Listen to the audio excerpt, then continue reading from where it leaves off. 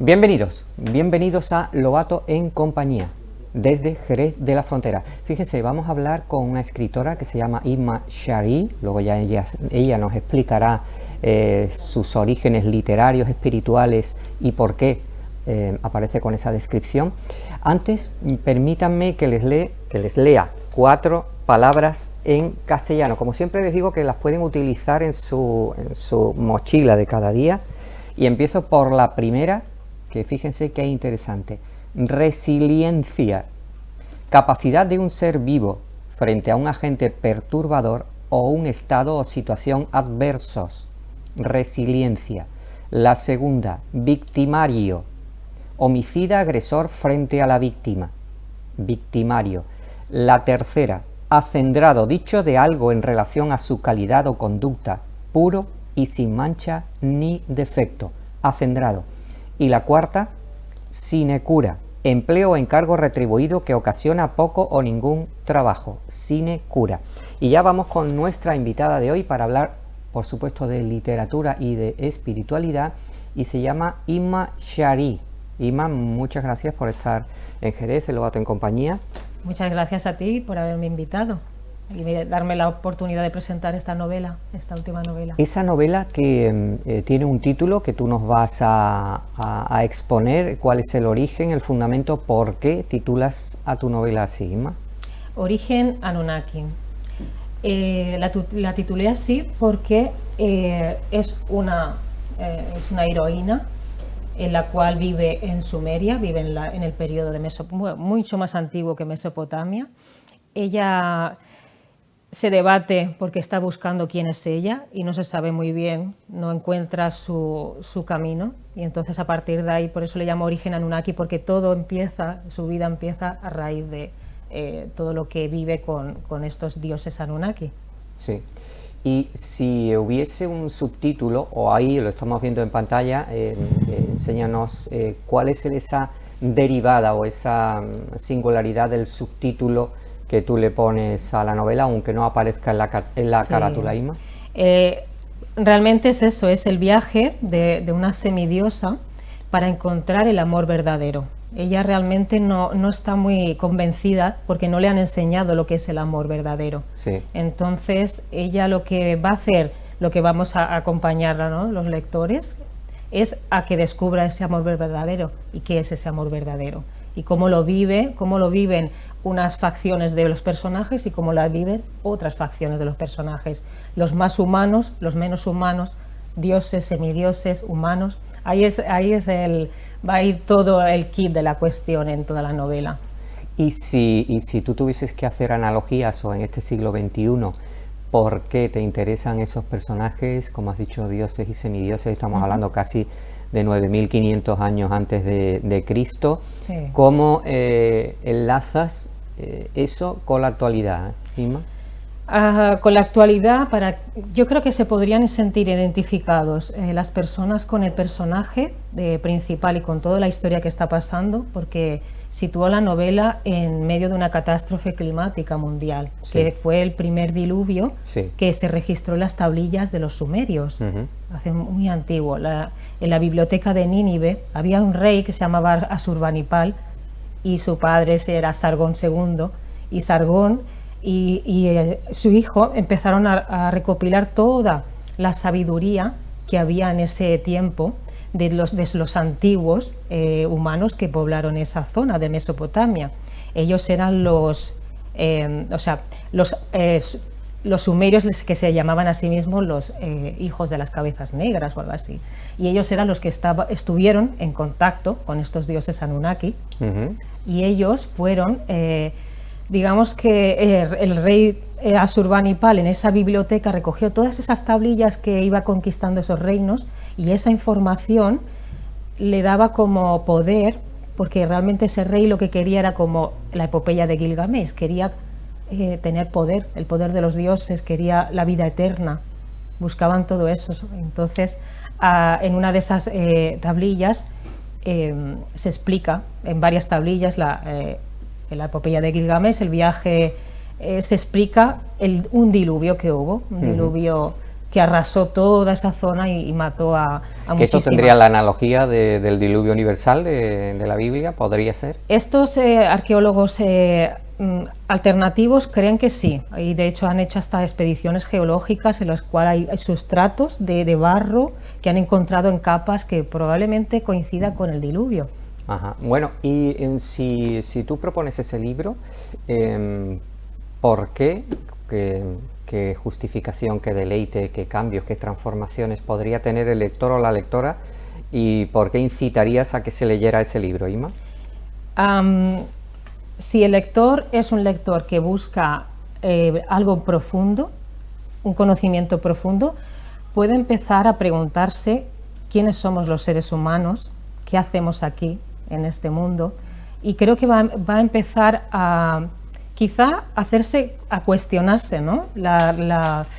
El origen del ser humano como tal, como nos han explicado la ciencia o como nos ha explicado la religión.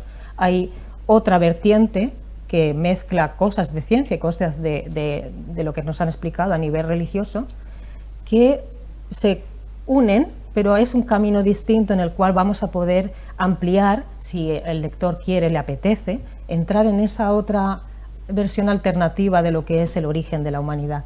Sí, ¿y qué le aportaría? ¿Qué cambios tendría en su vida si aprovechara esa lectura del libro, Inma?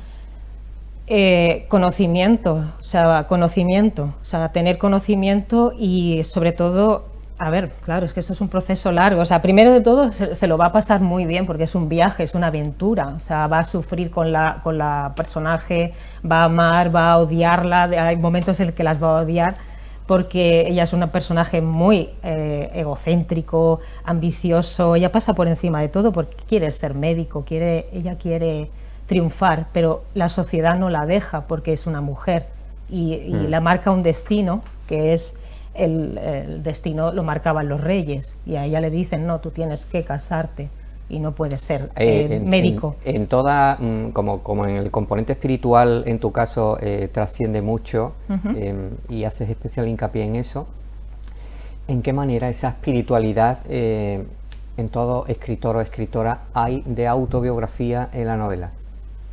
En esto, bueno, todo, prácticamente todo, porque yo empecé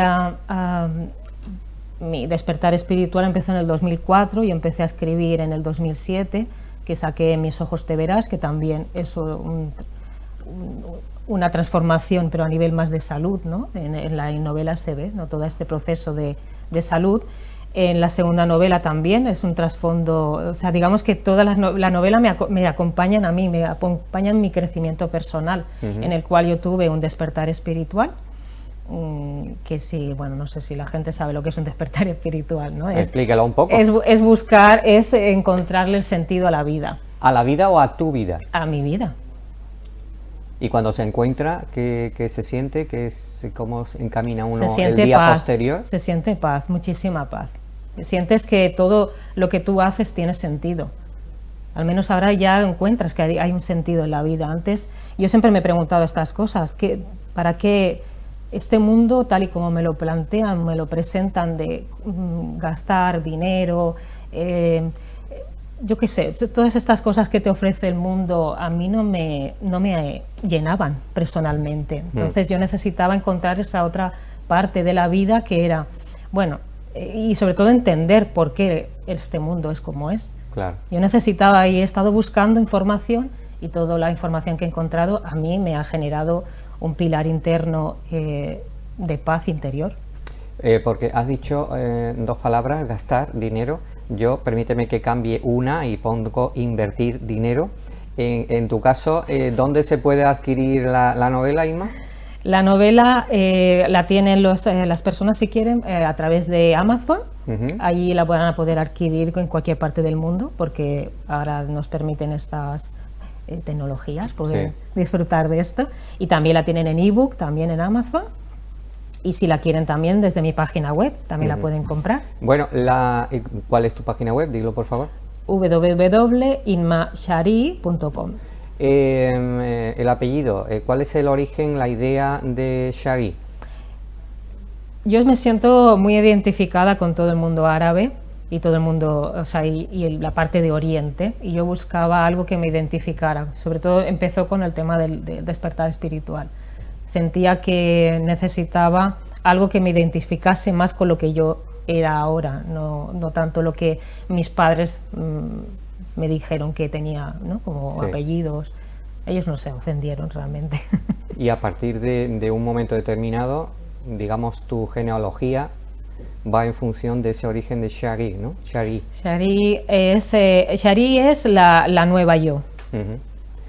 Al respecto de esa nueva tú, lo de coach espiritual, ¿qué quiere decir exactamente? Hemos hablado de la espiritualidad y luego está el término coach. ¿Cómo lo entiendes? El coaching que yo hago es ayudar a las personas a conseguir objetivos, pero no dejando la parte espiritual de lado. Yo me formé como life coach o coach tradicional, sistémico, y como coach de equipo, pero yo siento que la parte más, o sea, el coach es humano, o sea, trabajas sí, desde tu objetivo, pero bueno, ayudamos a crear metas, por ejemplo, quiero crear un negocio, ¿cómo lo hago? Pero el coach espiritual lo que haremos es trabajar para que ese negocio sea el que tú sientes que quieres hacer. No nos sirve hacer dinero por hacer dinero, sí, lo queremos hacer, digamos, que te llene, ¿no? Que te llene, o sea, vamos a buscar, ¿no? O sea, no, es que quiero vender productos, vale, pero ¿qué productos? ¿Qué es lo que te llena a ti?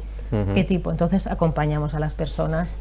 ¿Cómo se llevan esas funciones, 2 o 3 facetas laborales o profesionales en la vida, Inma? Para mí bien, porque yo soy muy inquieta, yo me aburro con facilidad. No sé si le pasa a los artistas, pero bueno, nos aburrimos con mucha facilidad, y entonces yo no puedo estar toda la vida escribiendo, ni puedo estar toda la vida pintando, porque son momentos, hay momentos para todo. Esto es muy solitario, todo lo que es pintura y escritura es algo muy solitario, y necesito también la parte humana de social, contacto social, y ahí he encontrado el equilibrio en tener 3 profesiones. ¿Y la pintura por qué estilo va? ¿Por qué tendencia? ¿A qué te dedicas exactamente dentro de la pintura? Yo hago pintura hiperrealista, sí, trabajo, son cuadros que a mí me inspira mucho la India, porque también bailo danza india, y a través de haber estado en los escenarios con esos trajes de India, es tan bonito, es una artesanía tan preciosa, y me gustó verlo, la tela, pero yo quería pintarla también.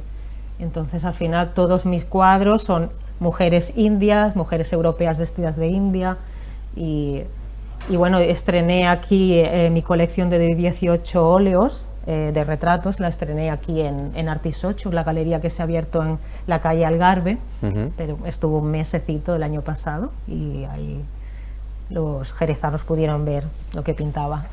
Muy bien, bueno, déjame que lea, les voy a leer, como en cada primera parte del programa, un trocito de un libro. Fíjense, les traigo a Jeremías Bentham.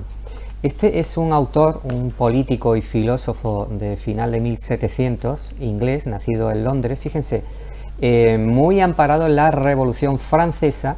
Y fíjense que la Constitución de Cádiz, la de 1812, también se amparó mucho en este liberal del partido de los Whig de Inglaterra, y basados en este liberal también se desarrolló mucha parte de la Constitución gaditana de 1812. Les voy a leer un trocito de este liberal para que, como siempre les digo, hay libros que parecen antiguos, pero en realidad son de teorías muy, muy actuales y que merece la pena que se le eche un vistacito. Dice: la época en que vivimos es una época activa, en la que los conocimientos avanzan rápidamente. Quizás en el mundo natural en particular proliferan los descubrimientos y los progresos, los descubrimientos que ahora corresponden al momento de la reforma. Todo ello en el supuesto de que sea cierta la idea comúnmente aceptada de que en el mundo moral no queda nada por descubrir. ¿Acaso no sea así? Es posible que entre las observaciones que se estimase necesario realizar para servir de base a la reforma hay alguna que, por tratarse de hechos insuficientemente conocidos o totalmente ignorados hasta entonces, puedan, en el momento de llevarse a cabo, merecer el nombre de descubrimientos.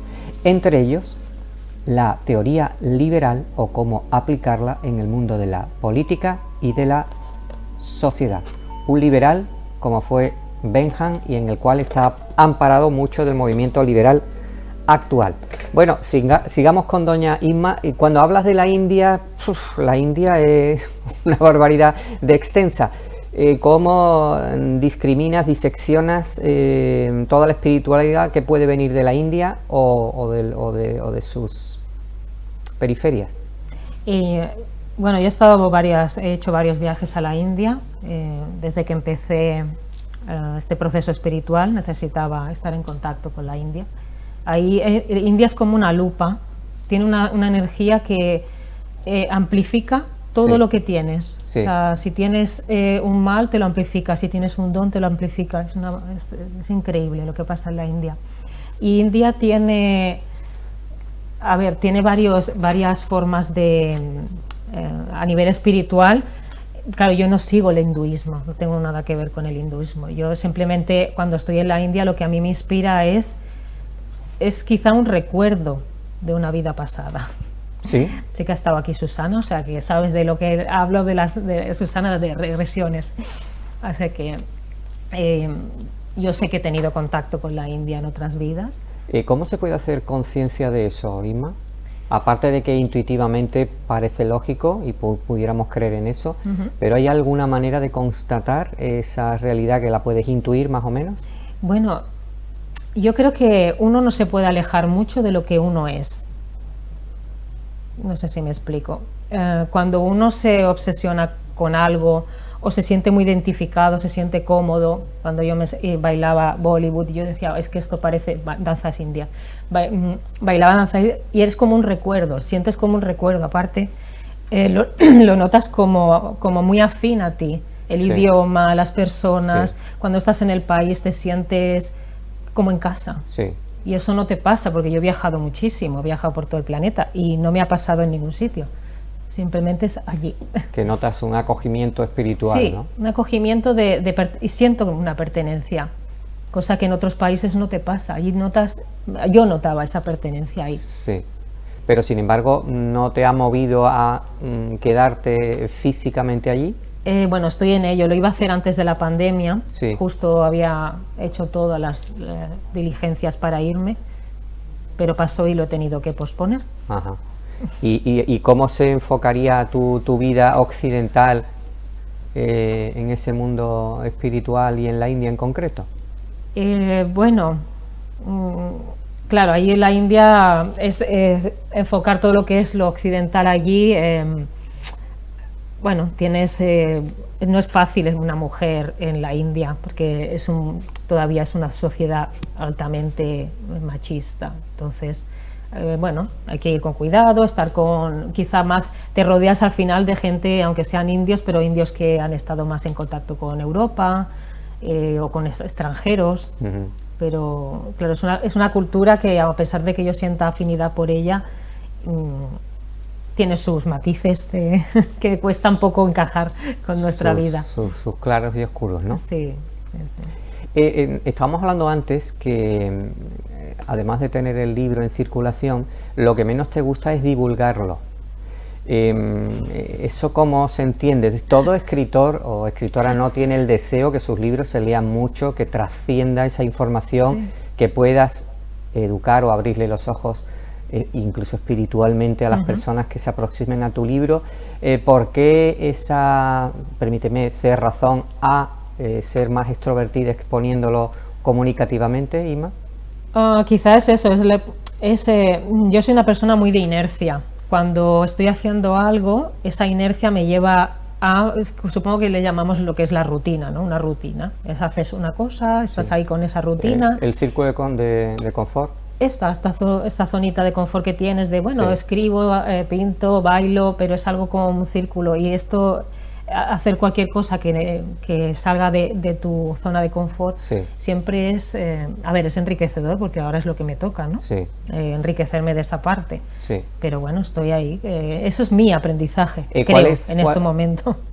En la época de crecimiento en ese sentido. Me toca crecer en este aspecto, que no es... Isma, ¿cuál es el retorno que tú notas en la divulgación, en cómo presentas este libro? ¿El feedback hasta ahora te llega? ¿De qué manera te llega? Sí, me está llegando, y las personas lo que primero están diciendo es que hay ambas partes, ¿no? Gente que se queda como un poco en shock, gente que no acaba de, o sea, disfrutan mucho de la historia y se quedan con esa historia de una mujer pues que va haciendo ese viaje, que se enamora, que se desamora, que la traicionan, que bueno, todo este viaje que va haciendo ella, que lo disfrutan mucho, pero no tocan ese trasfondo más espiritual, y lo dejan como, bueno, como una novela de fantasía más. Y luego hay personas que sí me escriben y me dicen, pero esto ¿cómo es? O sea, ¿cómo puede ser que estés mezclando en nuestro origen con estos seres que son Anunnakis, y quiénes son estos dioses? Y bueno, y me dan las gracias también mucha gente, porque no habían tenido ese punto de vista hasta ahora. Cuando se termina una novela, generalmente se está pensando ya en la siguiente. Mientras la estás escribiendo, ya te viene la segunda parte y dices, bueno, O yo sea, esta la he dejado abierta para, Sí. y estoy escribiendo la segunda parte. ¿La segunda parte quiere decir que continúan esos personajes u otros personajes? Claro, es que como lo explico sí serán los mismos personajes, espiritual, a Sí. nivel alma, Sí. pero no cuerpo. O sea, que trascienden. O sea, que esas regresiones van a aparecer en la segunda novela, ¿no? Sí. Sí. ¿Tú les recomendarías a las personas que no están muy cerca, muy afines a ese estudio de las regresiones, a saber cuáles son o cuáles pueden haber sido nuestros orígenes a lo largo de los milenios? ¿Tú recomiendas ese ejercicio? Sí que recomiendo que las personas se conozcan a sí mismas, y si durante el camino tienen que hacer algo, sobre todo las personas que digan, no, es que siempre sueño con, no sé, pues no lo sé, con un país en concreto, y ahí a lo mejor hay un daño, ¿no? A nivel interno que tienen que sanar. Entonces sí, es una terapia más que les puede ayudar, pero solo será una terapia más, habrá que hacer más cosas, habrá que trabajar más. Digamos que no nos podemos quedar en, yo he vivido en la India, ya está. Bueno, ¿y qué? ¿Y ahora qué? ¿Qué relación hay entre el mundo espiritual que tú puedes ver en esa novela y en tu novela y la poesía? ¿Qué parte de espiritual ves tú en un poema, por ejemplo? La poesía en Irania sí que tengo, en mi anterior novela sí que puse un verso en cada uno de los capítulos cuando empezaba, porque era una novela que me permitía hacer esto, me permitía poner poesía, porque era una novela de una persona que tiene un trastorno mental, que no está muy confundida y que es súper sensible, y entonces ahí sí que me aportaba la poesía el que ella pudiera, ¿no?, expresar todos esos sentimientos que bueno, que cuesta bastante transmitir. ¿De qué manera, como estamos hablando de esa continuidad de la segunda novela, de qué manera te puede influir donde vivas? Es decir, ¿qué quiere decir Jerez? ¿Qué quiere decir la provincia de Cádiz? ¿Qué quiere decir esa influencia, si quieres, geofísica o geodésica en el espíritu, o en concreto en el tuyo ahora? A mí me ha parecido curioso que Irania, que es la personaje, viaja de Mesopotamia a Egipto, y de Egipto va a los restos de lo que queda todavía en aquella época de Atlántida. Sí. Y yo ahora estoy en lo que se supone muchos investigadores dicen que es lo que queda de restos de la Atlántida. Sí. Entonces me parece muy, muy sincrónico que yo esté justo en uno de los puntos que cuando yo escribí la novela ni se me había pasado ni siquiera por la cabeza de venir aquí a Jerez. No, o sea, no lo tenía en mis planes en el viaje. O sea que ahora estoy en un punto del viaje, por eso que digo, curioso, porque la personaje allí se encuentra, cuando va a la Atlántida, se encuentra con mucha espiritualidad que ella no entendía, que se encuentra con la espiritualidad verdadera allí. Mira, nos queda un minuto antes de ir a las recomendaciones, pero para dejar abierto este melón, ¿Qué relación hay entre la espiritualidad y el destino, Ima? El destino, a ver, hay dos formas de entender el destino. El destino que te marcan otros, sí, o el destino que te puedes elegir tú. Pero para elegir tu propio destino tienes que salir de ese destino general que te marcan otras, vamos a decir, corrientes. ¿Se puede salir de esa vorágine del destino que te marcan otros? Sí, se puede, pero no te tiene que dar miedo a pensar diferente, no te tiene que dar miedo a pasar periodos solo, no te tiene que dar miedo a que otras personas no piensen como tú.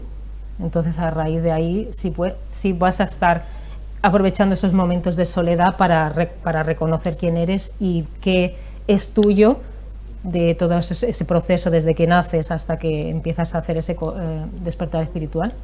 Que es tuyo, que te pertenece, que te gusta, y que no es tuyo, que te lo han impuesto otros. Bueno, pues nos vamos a quedar con esa 4 veces ha dicho ella que no hay que tener miedo, así que no tenemos miedo, vamos a ir a unas recomendaciones publicitarias y volvemos en la segunda parte, Lovato en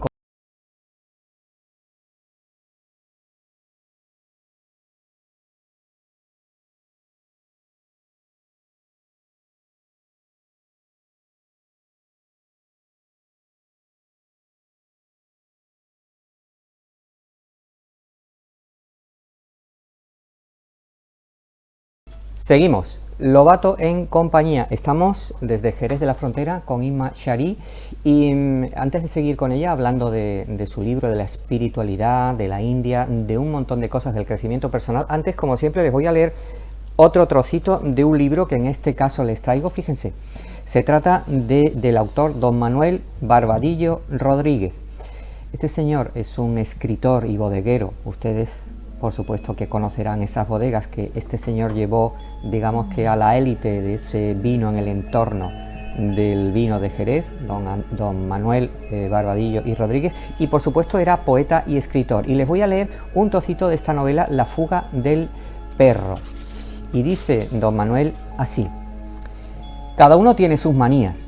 A fin de cuentas son propiedades, las manías, cuya posesión no necesita ningún desembolso monetario ni ningún tipo de apuntes en el registro de la propiedad.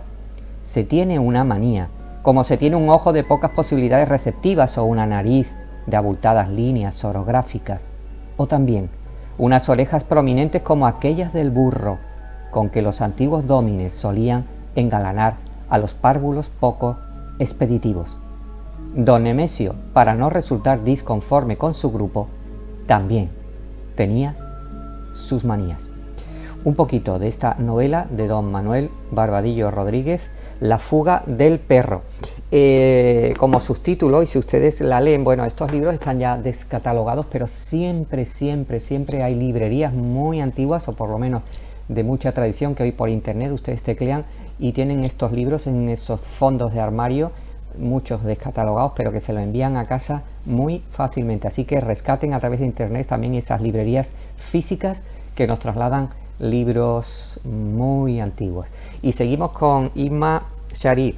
Fíjate, estamos hablando de un libro que se publicó, en concreto, en 1970, que nos parece ahora como hace 500 años, pero ¿tú esperas a que trascienda en el tiempo tu libro y de qué manera, Imma? Hombre, yo creo que sí, me encantaría que trascendiera, que lo pudieran leer.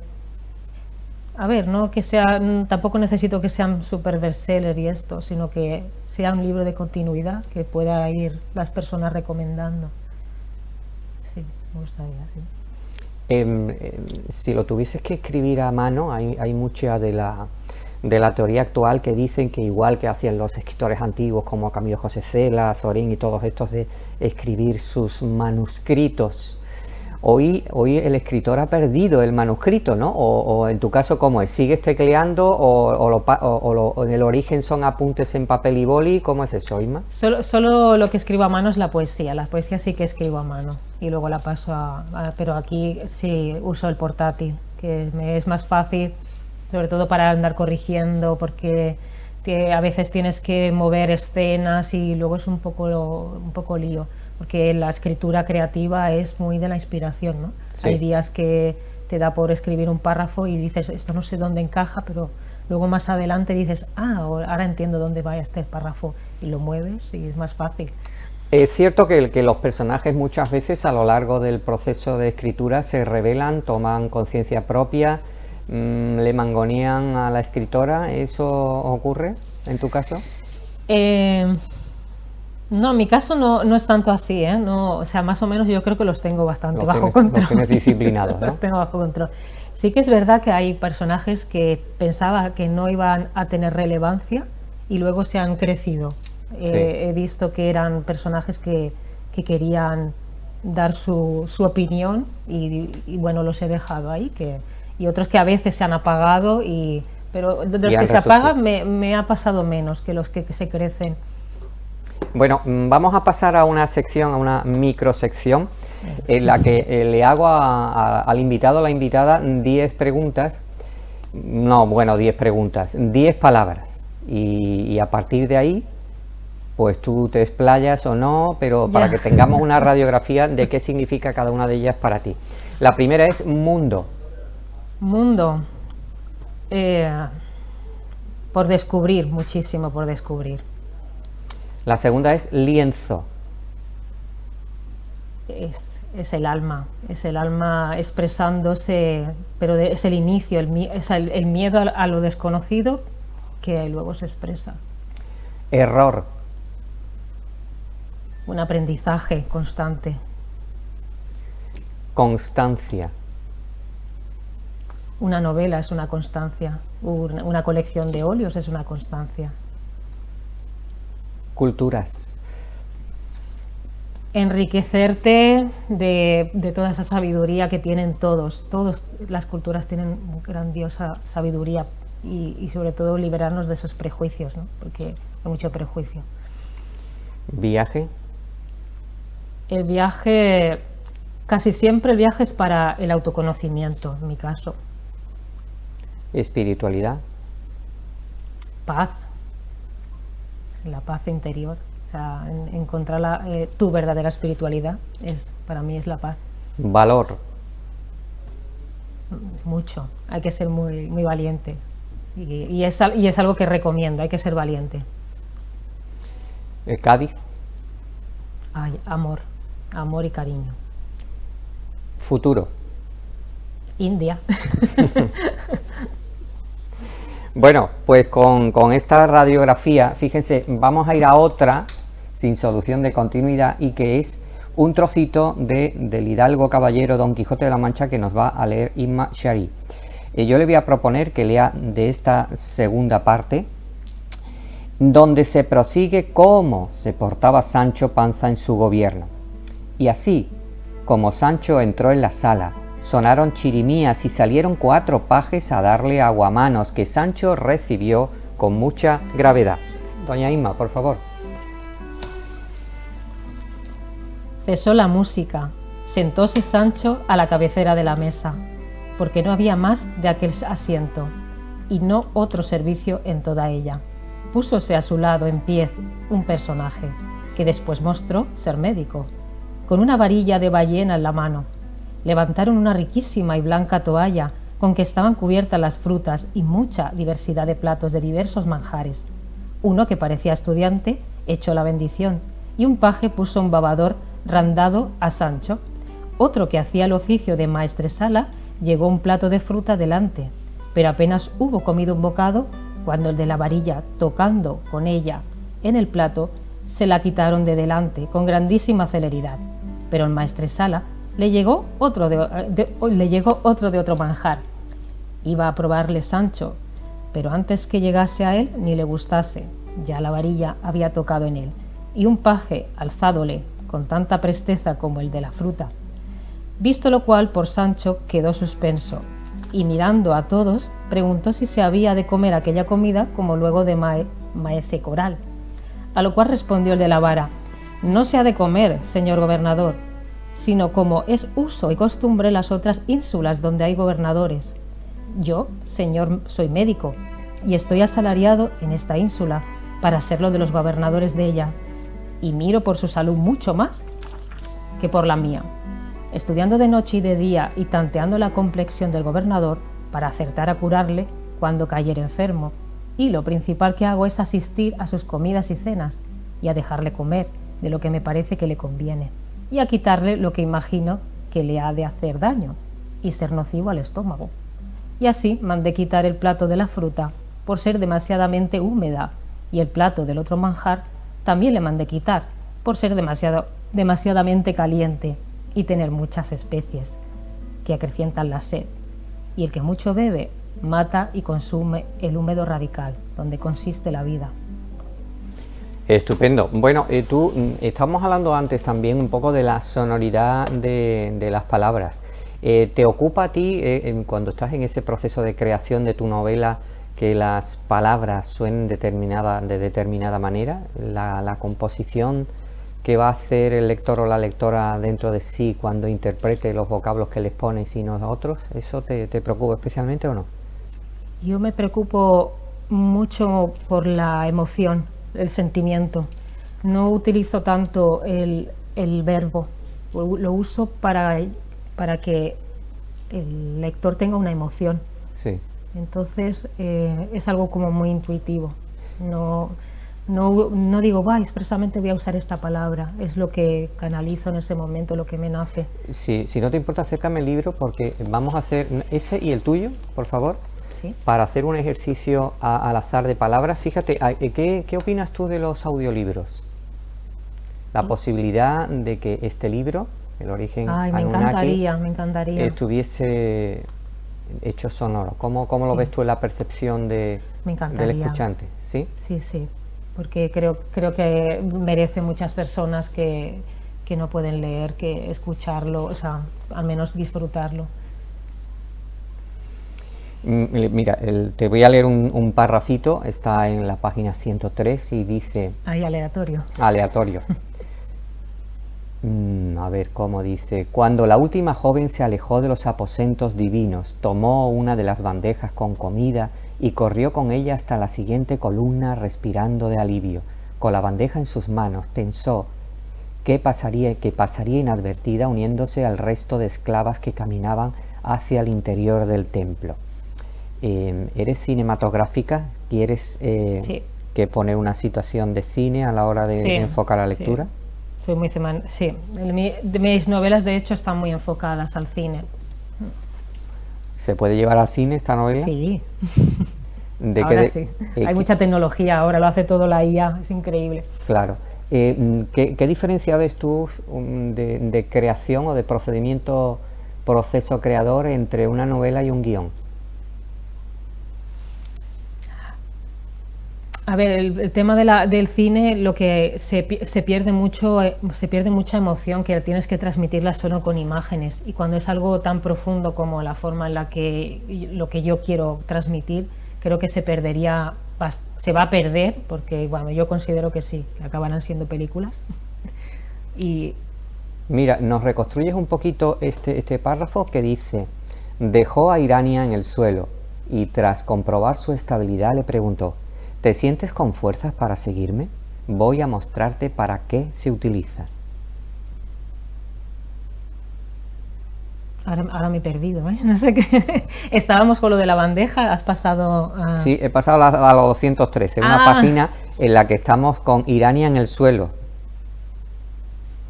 ¿Qué puede hacer Irania en el suelo? Y tras comprobar su estabilidad le preguntó: ¿te sientes con fuerza para seguirme? ¿Cuántas veces hay que preguntarse si uno tiene fuerzas para seguir? ¿Ima? Te lo tienes que preguntar bastante a menudo. Bastante a menudo te tienes que preguntar, a ver, ¿tengo fuerzas? ¿Cómo estoy de ánimos hoy? Venga, va. Y autoanimarse uno. Autoanimarse, darse impulso, estímulo. Eso tiene que ser, bueno, claro, a ver, tampoco cada día.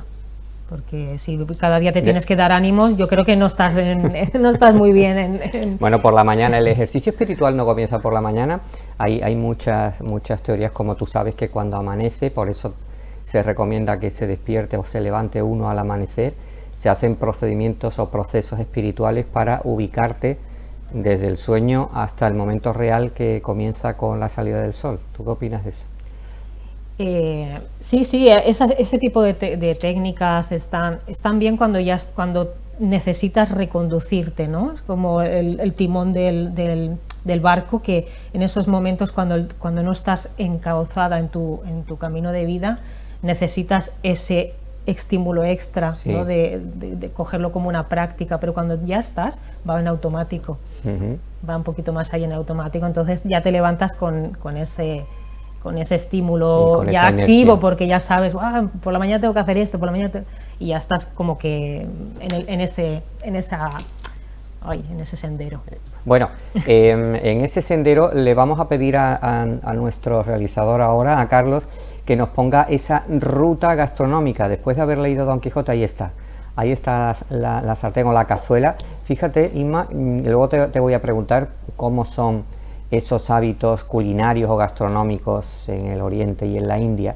Aquí, como siempre les decimos, hay que improvisar mucho con lo que se sabe. Esa gastronomía que les proponemos en la ruta del Quijote no es otra sino seguir esa traza de las ventas antiguas, por supuesto que empiezan por La Mancha, pero en realidad pueden terminar por Zaragoza, por Barcelona, donde termina Don Quijote, en las playas de Barcelona. Y esta carrillada que están haciendo aquí no es sino una recomendación de esos guisos, de esos condumios, de esos condimentos, de ese enriquecimiento que proporciona cada zona. Por eso, cuando les decimos que nos acercamos a Don Quijote, la manera de Don Quijote acercarse a ese texto, a esa vida de Don Miguel de Cervantes, a esas Esquivias, a ese Miguel Estevas, por supuesto, a esa historia de Don Quijote en Sevilla. Estamos haciendo una traza de los usos y de las costumbres en esa época, y que mucha parte de nuestra gastronomía actual está basada en esa gastronomía del siglo de oro español, que por supuesto nosotros aquí divulgamos y hacemos gala a través de Don Miguel de Cervantes y Don Quijote de la Mancha. Así que a lo mejor hacemos algún programa o alguna serie de programas que, saliéndonos del plató, vayamos por ventas hay a porrillo, y desde La Mancha hasta el norte de Andalucía y la Baja Andalucía ya se pueden ustedes imaginar lo que nos queda o los que nos quedaría por recorrer. Bueno, pues después de este condumio, y que va a terminar con esa carnecita hecha en todo ese sofrito que ustedes han visto en la cazuela, yo le voy a preguntar a nuestra invitada, Isma, ¿usted cuando entra en los fogones es muy de hacer cosas así distintas, o es de la cocina de toda la vida, improvisa, o cómo va Yo eso? soy, como buen artista, de improvisar y no sigo ninguna receta, siempre sabe todo diferente. A veces me da rabia porque tengo algo que digo, qué bien me ha salido, pero soy un poco desastre a la hora de apuntar ingredientes, pero me encanta experimentar, porque bueno, yo no como carne, o sea que me he tenido que espabilar y modificar las recetas para lo que antes había carne, ponerle otra cosa. ¿Por qué no? ¿Cuál es tu decisión a la hora de no comer carne, Isma? Si puede saberse. Hace muchos años yo dejé de comer carne. Supongo que en el camino espiritual al final dejas por la densidad vibratoria, no por el animal, sino por la forma en la que matan a los animales. Por el cadáver, ¿no? La energía negativa que puede tener el cadáver, quizás. Sí, sí. ¿Eso tiene algo que ver con la vaca sagrada? En India para ellos es sagrada porque es la que les da leche, o sea que es como que para ellos una madre, porque tienen o sea, la leche que en India es el básico, es quesos, leche y derivados de la leche, y para ellos por eso es un insulto, ¿no? Matar a la vaca que les ha dado de leche, ¿no? De amamantar. ¿Y cuáles son los aditamentos que se utilizan en la cocina india, principalmente, Inma? Muchas especias, el curry, que ya está compuesto de comino, y luego hacen el cardamomo, que es una especia que yo se la recomendaría a la gente.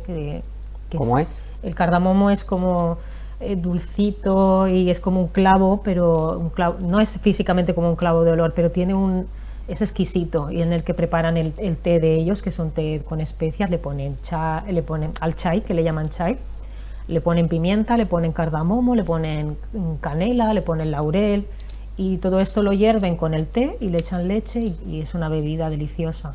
Aunque a la gente le pueda parecer raro que el laurel y la pimienta sepan bien en un té, está muy bueno.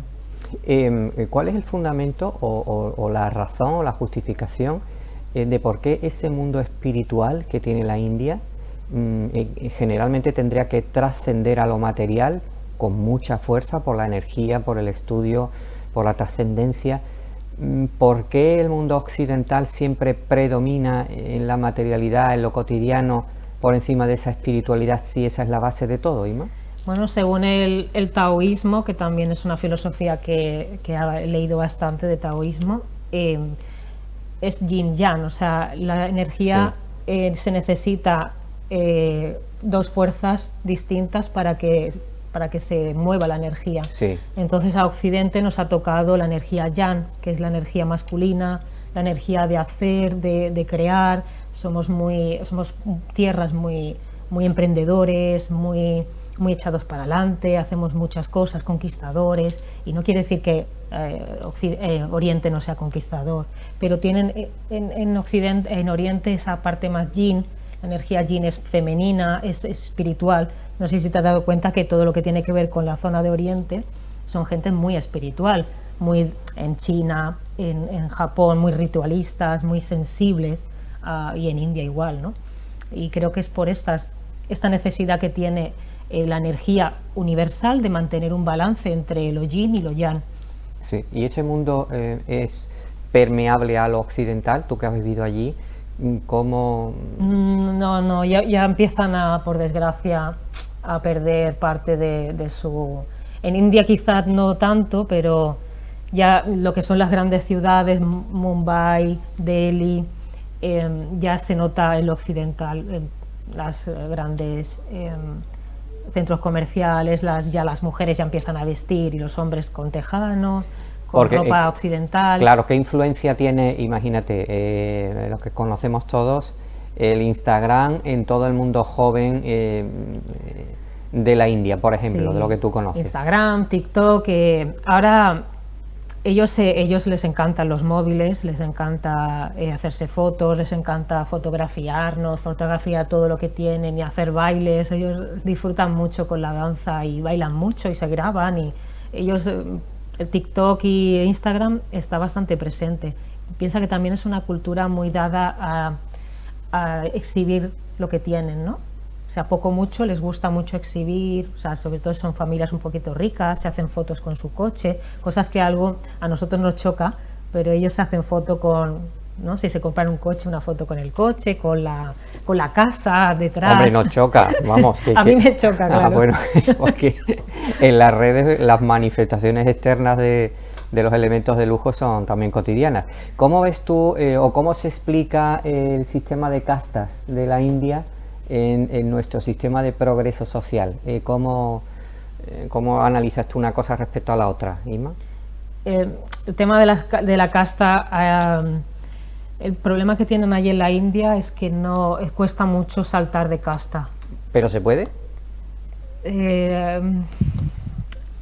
A ver, ahora mismo hay apertura en las grandes ciudades, que sé que hay, por ejemplo, parejas que se han casado de distintas castas, pero no es lo normal, porque piensa que India son, no sé, ahora mismo nos llevan por 6.000 millones de personas, no sé, una burrada de gente.